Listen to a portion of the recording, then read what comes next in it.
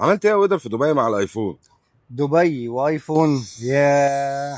وصلت ابل ستور ولقيت طابور طويل وما عرفتش اشتريه، بس على مين ده؟ انا اويدر لازم اشتريه اول يوم، بس اشتريته باوفر برايس وبس. يا سيدي، اول ما فتحت الكاميرا جه في خيالي على طول الفيفو في 60، فقلت اجرب والنتيجه كانت مفاجاه. الفيفو اداني نتائج قريبه جدا من الايفون، لان عدسه فيفو ال 50 ميجا بكسل بالتعاون مع زايس الالمانيه بتدي لك نتائج صور كويسه جدا.